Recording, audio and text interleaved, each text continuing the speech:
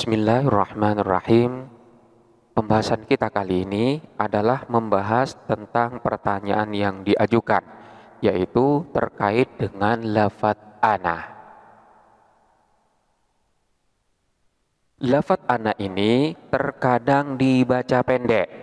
Jikalau ana ini dibaca pendek, kenapa diberi alif? Apa fungsi daripada alif yang ada di akhir? Dan alif apakah itu?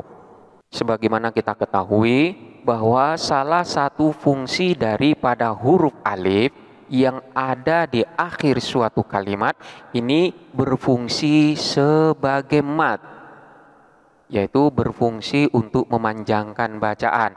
Lalu kenapa pada lafadz ana yang di akhirnya terdapat alif ini dibaca pendek? Terkadang semacam itu. Namun ada pula lafadz ana yang dibaca panjang seperti lafadz anasia. Di sini terdapat ana yang terdapat huruf alif dan alifnya ini merupakan huruf mad sehingga dibaca lafadz anasia. Lalu bagaimana dengan ana sendiri yang seringkali dibaca pendek? Untuk apakah alif yang ada di akhir tersebut? Maka jawabannya adalah antara lafadz ana dengan lafadz anasia ini berbeda. Jikalau lafadz ana ini adalah merupakan dhamir mutakallim wahdah yang bermakna saya. Sementara lafadz anasia ini dibaca panjang karena lafadz anasia ini bukan dhamir mutakallim wahdah, melainkan bentuk jamak dari lafadz insan. Insanun, satu manusia. Jadi jamak daripada insan itu salah satunya adalah anasia. Dan yang sering kali kita dengar jamak daripada lafadz insan itu adalah annasu. Annasu beberapa manusia. Jadi berbeda lafadznya antara ana dengan anasia. Fokusnya adalah pada lafadz ana ini. Kenapa dibaca pendek? Alif apakah yang ada di sana? Di dalam kitab Jami'ud Durus dan juga beberapa kitab yang lain, di sana dinyatakan terdapat beberapa perbedaan pendapat ulama terkait dengan alif yang ada pada lafadz ana ini. Yang pertama, alif yang ada pada ana adalah merupakan alif zaidah. Dengan demikian, asal daripada lafadz ana ini adalah ana tanpa adanya alif.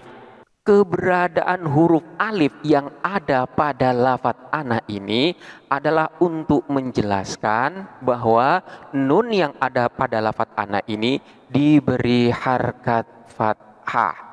Karena tanpa adanya alif, maka nanti akan ada kesamaan dengan lafadz-lafadz yang lain, yaitu sama dengan lafadz an. Ini manakala tanpa diberi alif di akhirnya. Jadi manakala sudah diberi tambahan huruf alif di akhirnya, maka orang tidak akan membaca an, melainkan akan membaca ana. Jadi inilah fungsi penambahan alif yang ada pada lafadz ana, di mana di sana hanya sekedar huruf alif zaidah atau huruf alif tambahan saja dan bukan huruf asli. Kemudian pendapat yang kedua menyatakan bahwa alif yang ada pada lafadz ana ini memang huruf asli dan keberadaan daripada alif tersebut sudah ada pada waktu lafadz ana itu dibuat. Jadi alif ini alif asli dan ada pada peletakan pada lafadz ana itu dibuat. Jadi berbeda dengan pendapat yang pertama, di mana pendapat yang kedua, alifnya ini memang sudah ada sejak lafadz ana ini dibuang. Dengan demikian alif tersebut bukan alif zaidah, melainkan alif asli. Dari dua pendapat ini, maka akan terjadi perbedaan pendapat dari cara membaca lafadz ana. Saat lafadz ana ini dibaca wasol, yaitu ketika lafadz ana ini berada di tengah-tengah bacaan, dan juga ketika lafadz ana ini berada dalam keadaan waqaf, yaitu ketika ana berada di akhir suatu bacaan. Pendapat yang pertama, Bagi yang berpendapat bahwa huruf alif yang ada di akhir daripada ana ini adalah merupakan huruf alif zaidah, yaitu huruf alif tambahan, maka manakala lafaz ana ini dalam posisi bacaan waqaf, ini terdapat dua bacaan. Yang pertama, tetap mempertahankan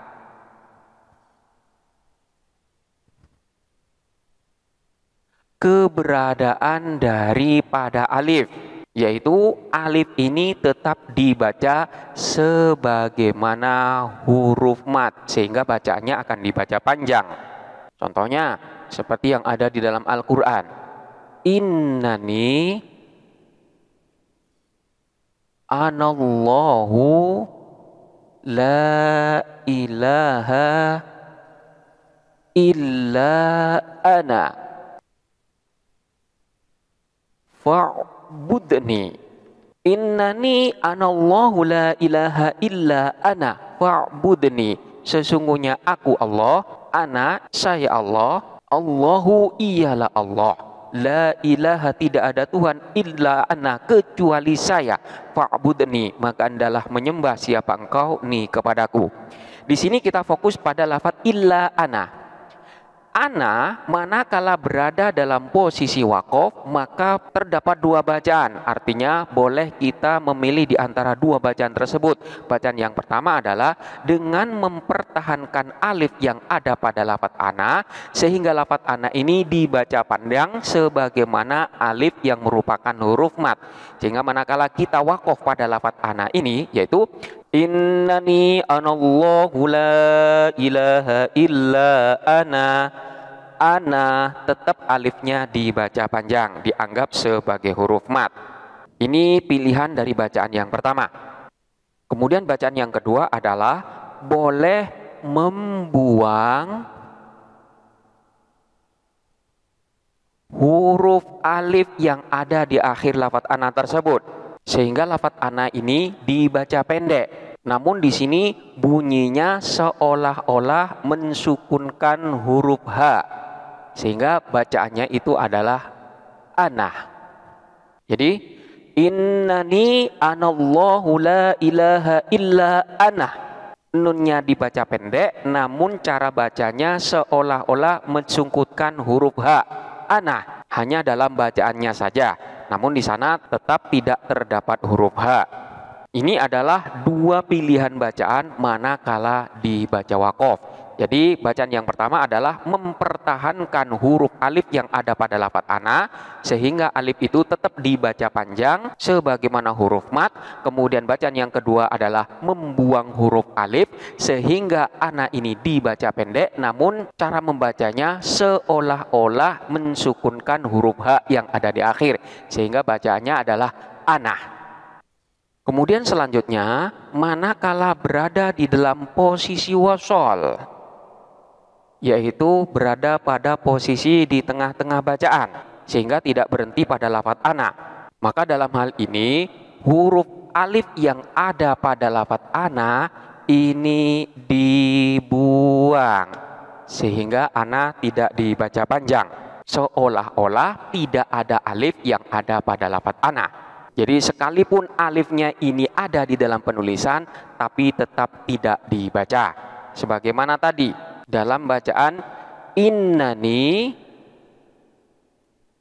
anallahu la ilaha illa ana fa'budni. Kita wasolkan lafaz ana sehingga bacaannya disambung dengan lafaz fa'budni. Innani anallahu la ilaha illa ana fa'budni. Lafaz ana di sini dibaca pendek. Demikian pula manakala kita membaca lafaz ana fa'altu, manakala dibaca wasol, maka alif yang ada pada lafaz ana ini tidak dibaca seolah-olah tidak ada, maka kita akan membaca ana fa'altu, bukan ana fa'altu, melainkan membuang alif yang ada pada lafaz ana fa'altu. Ini adalah menurut pendapat yang pertama, manakala alif itu dianggap sebagai alif zaidah. Kemudian pendapat yang kedua, yaitu yang menyatakan bahwa alif yang ada pada lafadz ana ini adalah alif asli, bukan alif zaidah. Dengan demikian, bacaan ana karena memang alifnya ini dianggap sebagai alif asli, haruslah tetap dibaca baik dalam keadaan wasol ataupun dalam keadaan waqaf. Sebagaimana contoh yang tadi, innani anallahu la ilaha illa ana fa'budni. Lafadz ana ini baik dalam keadaan waqaf maupun dalam keadaan wasol tetap dibaca panjang karena menganggap alif yang ada pada lafadz ana adalah merupakan alif asli dan bukan huruf alif tambahan. Sehingga manakala dibaca innani anallahu la ilaha illa ana fa'budni, ini manakala dibaca wasol. Manakala dibaca waqaf illa ana tetap dibaca panjang. Dalam hal ini Imam Sibawayh menyatakan bahwa ada sebagian dari orang Arab yang mempertahankan huruf alif, yaitu selalu membaca panjang pada lafadz ana, baik dalam keadaan waqaf maupun dalam keadaan wasol. Untuk itulah Imam Nafi', yaitu salah satu dari imam yang menjadi rujukan dari bacaan-bacaan Al-Quran, ini mempertahankan huruf alif di dalam lafadz ana, yakni tetap mempertahankan bacaan lafadz ana baik dalam wasol maupun dalam keadaan waqaf. Karena Imam Nafi' berpendapat bahwa alif yang ada pada lafadz ana itu adalah merupakan alif asli. Namun untuk di Indonesia kebanyakan mengikuti bacaan dari Imam Hafaz, di mana Imam Hafaz menyatakan bahwa alif yang ada pada lafadz ana ini adalah alif zaidah, sehingga lafadz ana ini tidak dibaca panjang manakala dalam keadaan wasol. Lalu apakah kita boleh membaca lafadz ana di dalam Al-Quran itu dengan memanjangkan bacaan ana, dengan menyatakan bahwa alif yang ada pada lafadz ana itu adalah alif asli? Untuk bacaan-bacaan yang ada di dalam Al-Quran, maka kita tetap harus mengikuti imam yang kita ikuti. Manakala kita mengikuti Imam Hafaz, maka kita tidak boleh membaca ana dengan bacaan yang panjang.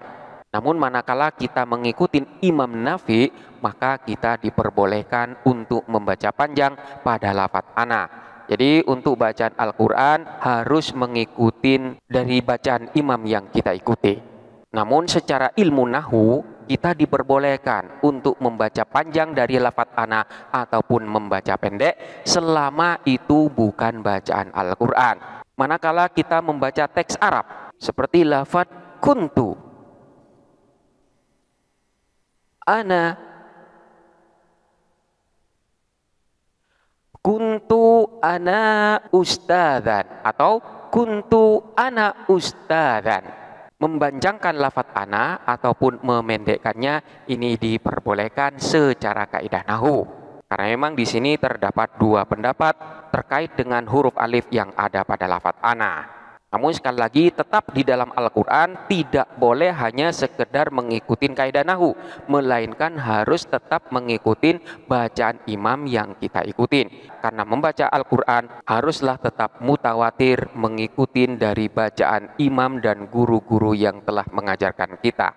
Dari sini dapat disimpulkan bahwa alif yang ada pada lafadz ana ini terdapat perbedaan pendapat. Ada yang berpendapat bahwa alif tersebut adalah alif zaidah dan ada yang berpendapat sebagai huruf alif asli. Kemudian bagi yang berpendapat bahwa huruf alif yang ada di akhir lafadz ana itu adalah alif zaidah, maka dalam hal ini manakala dalam keadaan waqaf boleh dibaca dengan dua pilihan bacaan. Boleh dibaca dengan bacaan panjang, boleh pula dibaca dengan bacaan pendek yang seolah-olah bacaannya mensukunkan huruf ha yang ada di akhir. Jadi bacaannya adalah ana. Dan ketika dalam keadaan wasol, lafadz ana ini dibaca pendek, yaitu dengan membuang huruf alif seolah-olah alif itu tidak pernah ada.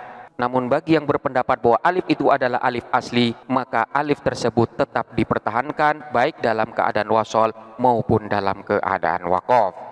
Demikianlah penjelasan tentang keberadaan alif yang ada pada lafadz ana sehingga berpengaruh terhadap bacaannya ketika dalam keadaan wasol maupun ketika dalam keadaan waqaf. Selanjutnya silakan dipelajari dengan seksama dan sampai jumpa pada pembahasan berikutnya.